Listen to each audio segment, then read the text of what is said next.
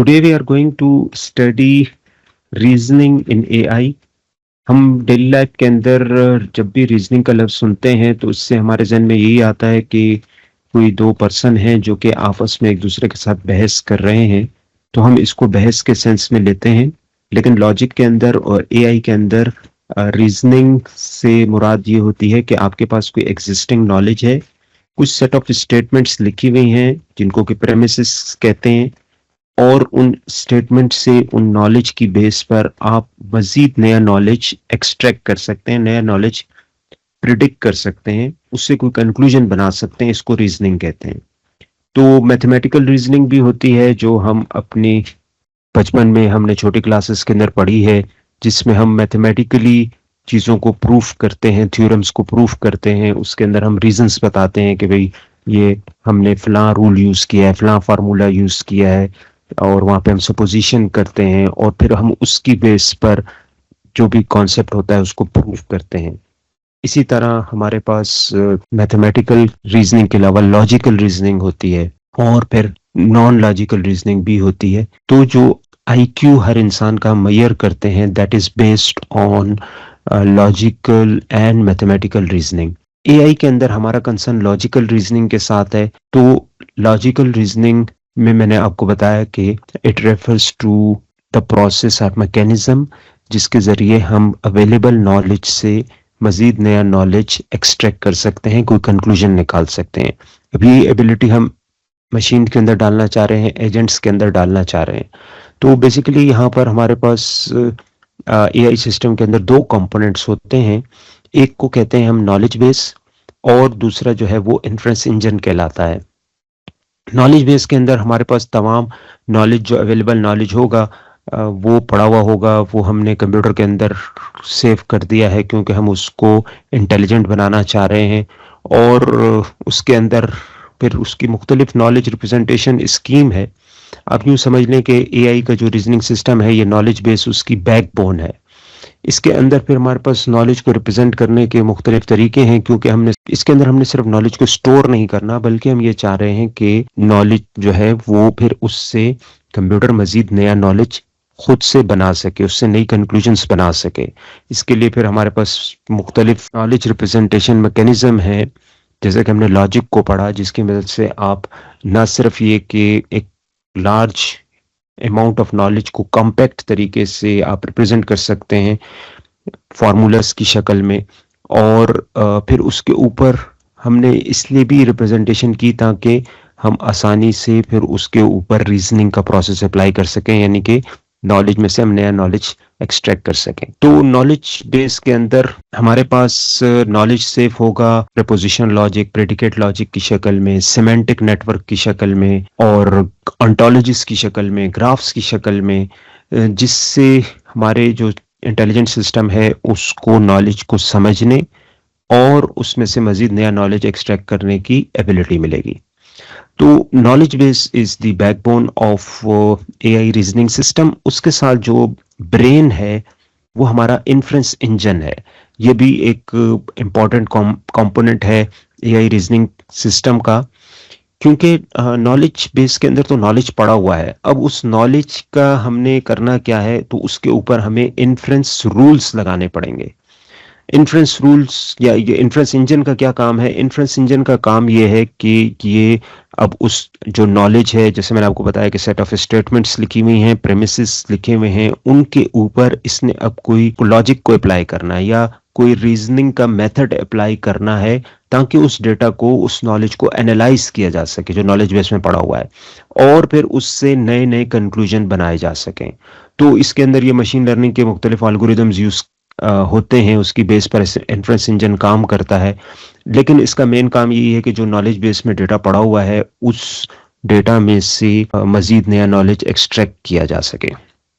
तो जो practically extract करेगा वो कौन करेगा? वो इन्फ्रेंस इंजन एक्सट्रैक्ट करेगा। उसके लिए इसके पास अपने रूल्स मौजूद हैं जिनको इन्फ्रेंस रूल्स कहा जाता है, and modus ponens is one of the example of inference rules.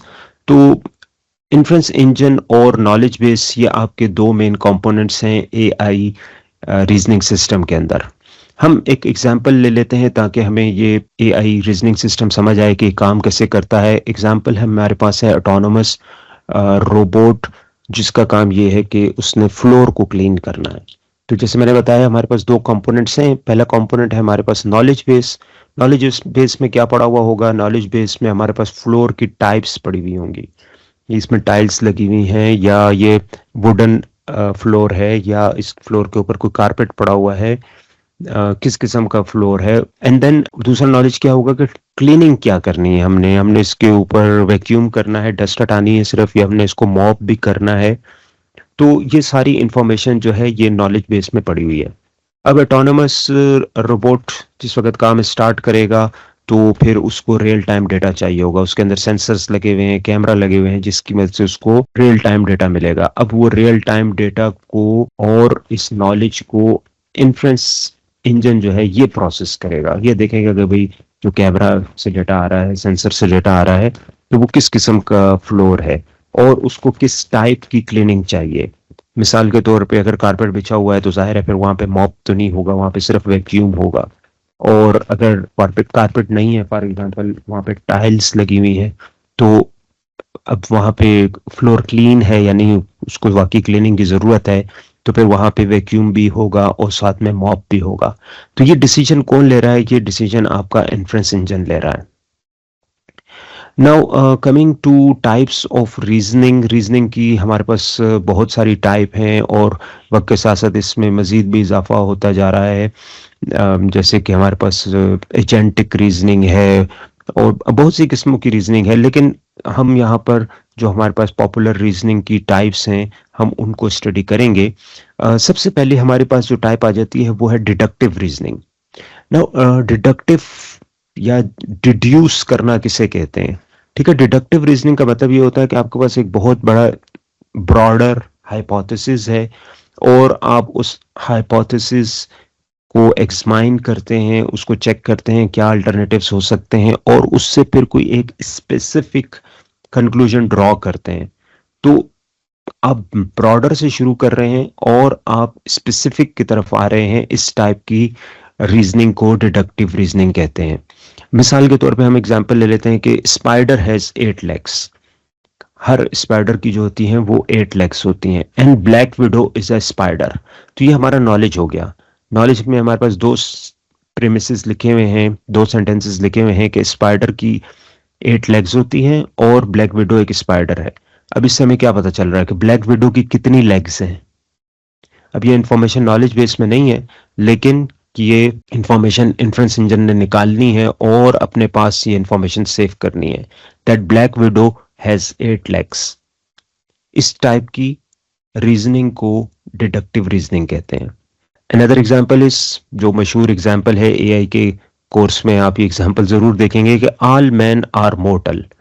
तमाम आदमी जो हैं, इंक्लूडिंग वुमेन भी है, मोर्टल है, यानी कि वो फानी है, उन्होंने मरना है कभी ना कभी। And Socrates is a man. Socrates, Urdu में हम उसको सुकरात कहते हैं, तो सुकरात भी एक आदमी है। इसका क्या मतलब होगा कि सुकरात हमेशा जिंदा रहेगा?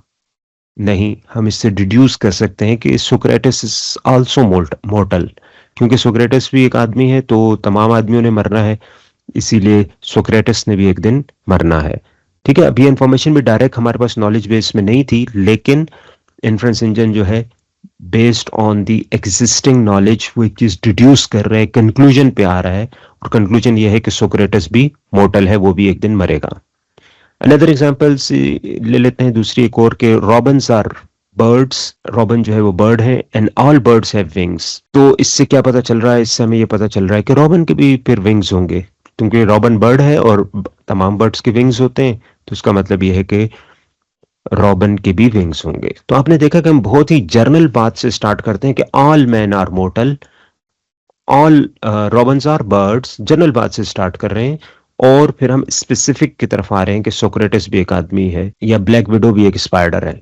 बहुत ही जर्नल से हमने शुरू किया और हम एक पर्टिकुलर बात की तरफ आ रहे हैं। For example, if it is raining grass will become wait, और इट इज रेनिंग नाउ। तो अब आप खुद ही बता दें कि ग्रास का क्या स्टेटस होगा। ठीक है, तो ये कुछ चीजें हैं जो कि हम डेली लाइफ में भी कंक्लूड करते हैं, और यहाँ पर भी हम कंक्लूड कर रहे हैं। आप को एक बात नोट करनी है जहन में कि ये कंक्लूजन सिर्फ और सिर्फ उसी वक्त ट्रू होगा जब आपकी ऊपर जो इंफॉर्मेशन है वो ट्रू हो। ये एक शर्त है डिडक्टिव रीजनिंग की। शर्त यह है कि हमने पहली एग्जांपल देखी कि स्पाइडर हैज 8 legs। अगर ये स्टेटमेंट ट्रू ना होती तो फिर हमारा कंक्लूजन भी ट्रू नहीं होगा। हम ये एज्यूम कर रहे हैं और हमारे लिए एक शर्त है डिडक्टिव रीजनिंग की कि स्पाइडर हैज 8 लेग की जो इंफॉर्मेशन आ रही है ये ट्रू होनी चाहिए। और black window is a spider, ये ब्लैक विडो भी स्पाइडर की एक टाइप है, ये भी ट्रू होनी चाहिए। नॉलेज बेस में जितनी बातें लिखी हुई हैं, जितने फैक्ट्स लिखे हुए हैं वो ट्रू होने चाहिए। तब हमारा कंक्लूजन जो है वो भी ट्रू होगा कि ब्लैक विडो की भी 8 लेग्स हैं। सपोज ये इंफॉर्मेशन ट्रू नहीं है तो लॉजिकली फिर भी आप एक कंक्लूजन निकाल लेंगे। यही डिडक्टिव रीजनिंग का एक ड्रॉबैक कह लें। मिसाल के तौर पे मैं कहता हूं कि spider eat fish and black window is a spider. इसका मतलब है कि ब्लैक विडो भी फिश कैन ईट फिश। तो लॉजिकली तो क्योंकि हमने फार्मूला सेट किया जिस तरह मैथमेटिक्स में हम कहते हैं कि a is equal to B and b is equal to C, तो इसका मतलब ये हुआ कि a is equal to C. ये बिल्कुल उसी के ऊपर बेस कर रही है डिडक्टिव रीजनिंग भी। तो अगर मैं कहता हूं कि स्पाइडर ईट फिश और black window is a spider, इसका मतलब ये हुआ कि ब्लैक विडो भी कैन ईट फिश। लेकिन मैंने बताया है कि डिडक्टिव रीजनिंग की ये शर्त है कि तमाम स्टेटमेंट्स ट्रू होनी चाहिए। यहाँ पे स्टेटमेंट ट्रू नहीं है, स्पाइडर जो है वो फिश को ईट कर रहा है। तो लॉजिकली आपके पास एक कंक्लूजन आ गया, but in order for that conclusion to be true आपकी तमाम स्टेटमेंट्स ट्रू होनी चाहिए। अच्छा, एग्जाम के अंदर आपको इस तरह के भी क्वेश्चन आ सकते हैं कि आपको डायरेक्ट कंक्लूजन दिया हुआ हो और आपको कहा जाए कि इसके ऊपर डिडक्टिव रीजनिंग अप्लाई करें। तो आपको ये रूल जहन में रखना है कि in order for the conclusion to be true आपकी तमाम स्टेटमेंट्स जो हैं, तमाम प्रेमिसेस जो हैं वो ट्रू होनी चाहिए, तब आपका कंक्लूजन ट्रू होगा। Coming to the second type of reasoning which is inductive reasoning. Now inductive reasoning इस डिडक्टिव रीजनिंग के ऑपोजिट है। It starts from specific observation और उससे हम फिर एक ब्रॉड जनरलाइजेशन बनाते हैं। ठीक है, वहां पे हमने ब्रॉड से शुरू किया था, ब्रॉड हाइपोथेसिस लिया था और स्पेसिफिक कंक्लूजन की तरफ आए थे डिडक्टिव रीजनिंग के अंदर। इंडक्टिव रीजनिंग इसका ऑपोजिट है। हम स्पेसिफिक ऑब्जर्वेशन से स्टार्ट करते हैं। मिसाल के तौर पे एक बैग है, उसमें से वॉलेट है। फॉर एग्जांपल मैंने एक नोट निकाला, वो 100 का नोट था। दूसरा नोट निकाला, वो भी 100 का नोट था। तीसरा नोट निकाला, वो भी 100 का नोट था। 4 5 6 बहुत सारे नोट निकाले। आखिर मैंने ये कंक्लूड कर लिया कि इस वॉलेट के अंदर तमाम ही 100 के नोट्स हैं। और अगर आप इस तरह से स्पेसिफिक ऑब्जर्वेशन से एक ब्रॉड जर्नल कॉन्सेप्ट की तरफ जाते हैं, ब्रॉड जनरल कंक्लूजन बना लेते हैं, जनरलाइज कर लेते हैं चीजों को, तो इसको इंडक्टिव रीजनिंग कहते हैं। आपको आइडिया हो गया होगा कि अब ये जरूरी तो नहीं है कि जो हमने जनरलाइजेशन की है वो ट्रू भी हो सकता है उसके वॉलेट के अंदर जो है वो एक नोट जो है वो 500 का भी हो और 1000 का 5000 का भी कोई नोट वहां पे पड़ा हुआ हो। तो क्योंकि हमने 3-4 नोट निकाले, चेक किए, वो सारे 100 के नोट थे, हमने एक जनरलाइज कर ली कि इस वॉलेट के अंदर तमाम ही 100 के नोट हैं। तो inductive reasoning can be wrong, लेकिन स्टिल साइंटिस्ट इसको यूज करते हैं।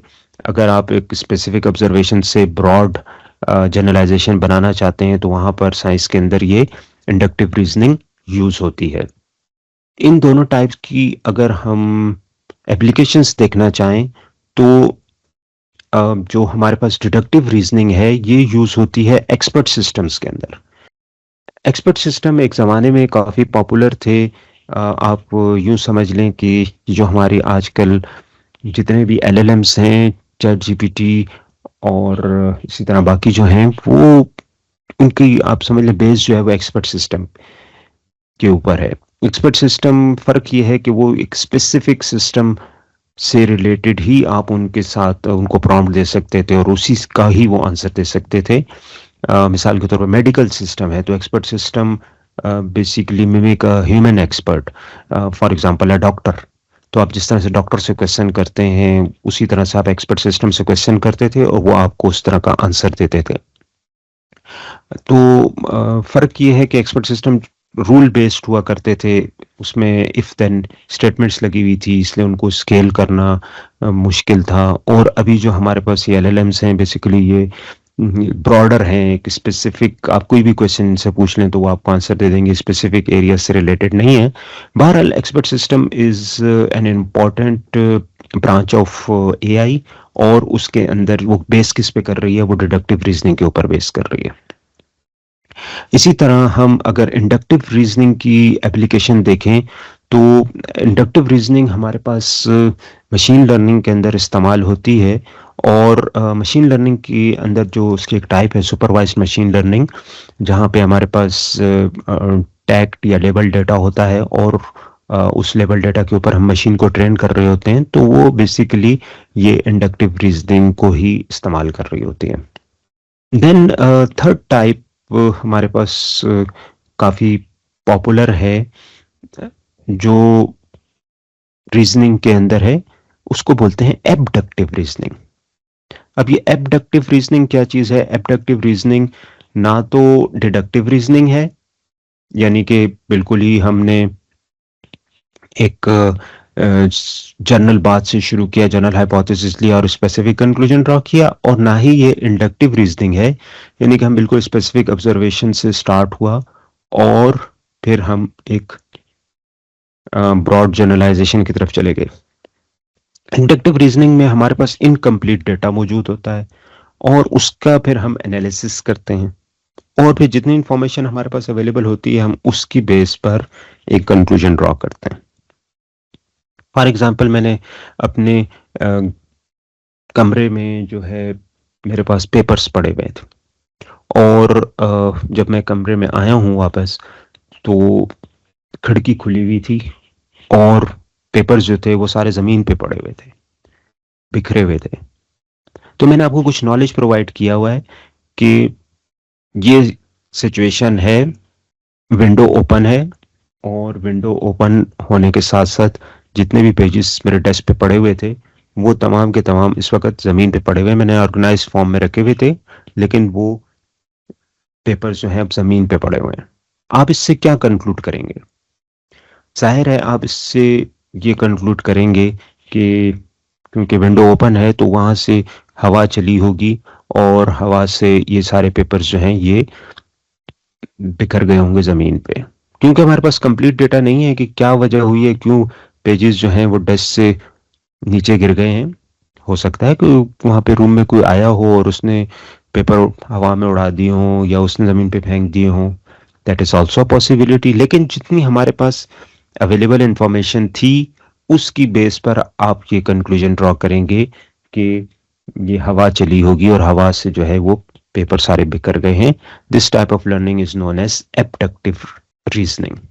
तो आपके पास जितनी भी अवेलेबल इंफॉर्मेशन होती है, अवेलेबल ऑब्जर्वेशंस को देखते हुए आप एक कंक्लूजन ड्रॉ करते हैं एबडक्टिव रीजनिंग के अंदर। इसकी एप्लीकेशन हमारे पास हेल्थ केयर सेक्टर में हो सकती है, जहां पर जो जितने भी डायग्नोस्टिक एल्गोरिदम हैं वो एबडक्टिव रीजनिंग को यूज करते हैं।